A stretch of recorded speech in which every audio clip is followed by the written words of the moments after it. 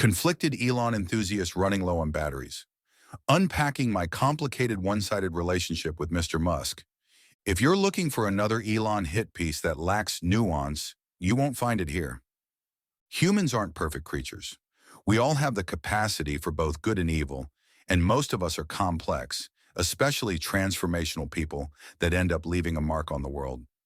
Elon may be a powerful person, but he is a person. His ability to be radically candid with the public about his thoughts, feelings, and motivations, often in real time, makes many of us feel like we know him on some level, whether that's true or not. That's probably one of his biggest superpowers, not unlike the Big Orange, who, whether you like him or hate him, you at least feel like he's being authentic. I began first learning about Elon decades ago in my 20s. As an avid tech enthusiast, I first became aware of him during the early days of the internet boom, while following PayPal's talented team, who would later go on to found some of the world's most influential startups. I have followed his career closely since, read his biographies, and drawn inspiration from his unique management philosophy that prioritizes tangible results over fluff and corporate BS.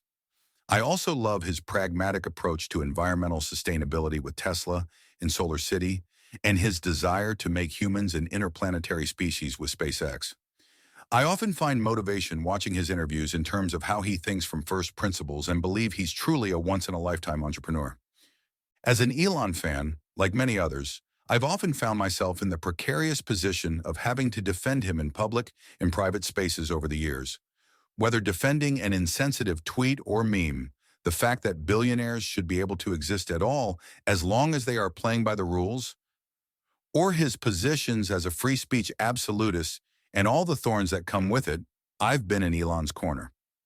I first began having doubts when Elon retweeted a popular Jewish conspiracy theory that Jewish communities push hatred against whites. As a Jewish person, I'm hypersensitive to not wanting to get caught on the wrong side of history. I don't speak for all Jews, and I certainly don't want them speaking for me. So I can only tell you how it made me feel personally. It stung. It made me wonder, am I suffering from selection bias in terms of the information I'm consuming?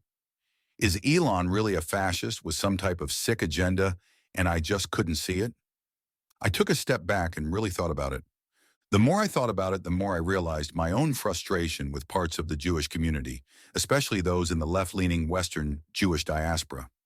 Staunch, unexamined Jewish support for progressive agendas around this time had been grating on me too. Many Jewish Americans were embracing politicians who supported open border policies, identity politics, and at times extremist stances that, in my view, are at odds with what's best for Americans, Westerners, and also Jews. Still, Jews are not a monolith, and we can't all be bucketed together. Indeed, Jewish support for Democrats in the last election did decline significantly, although the majority still did lean left. Looking back, I feel like I understood Elon's sentiment at the time. Even if I wouldn't have used those words and felt that due to the size of his platform, he needed to be more careful.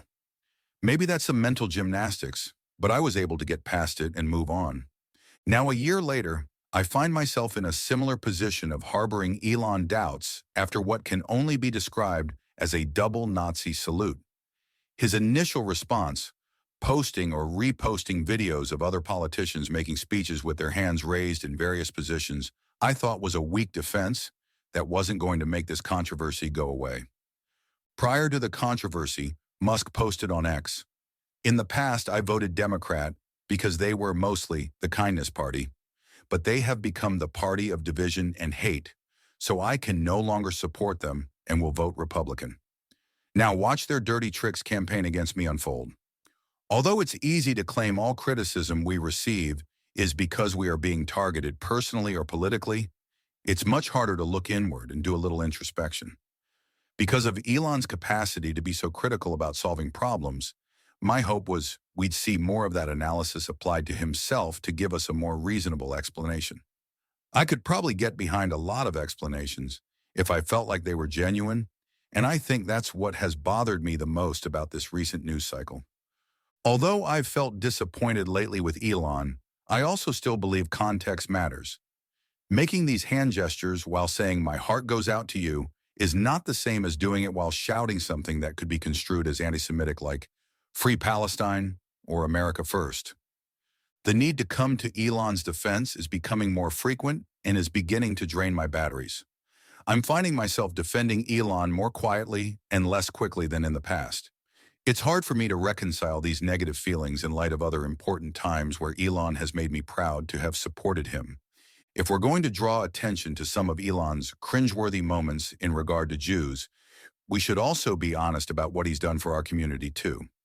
Elon went to Israel to bear witness to the horrors of October 7th, and he stood up for our people at a time when it was deeply unpopular to do so at great personal cost to his reputation, especially his willingness to alienate many of his far-right supporters. When it counted, Elon showed up more than most. How many anti-Semites do you know who wear dog tags to bring the hostages home? So does Elon truly harbors Nazi, fascist, or anti-Semitic sympathies? Middle of the night, gun to my head, yes or no answer. I don't believe he does. The reason I'm late to the party here in my defense of Elon is because I needed more time to think about it. When you're not sure what side you're on, it's okay to shut up and listen for a while. I'll leave you with why I think Elon is so special and why we shouldn't leave him to the wolves every time he screws up. Elon's capacity to dream big and his understanding that sometimes accomplishing a critical mission is more important than being well-liked is rare. The number of people with this type of ethos who also have the capacity to endure pain should be celebrated, especially in America. The world would probably be a better place if we had more Elons, and that should be the litmus test for judging someone. We are the sum of all our actions and not just snippets of our best or weakest moments.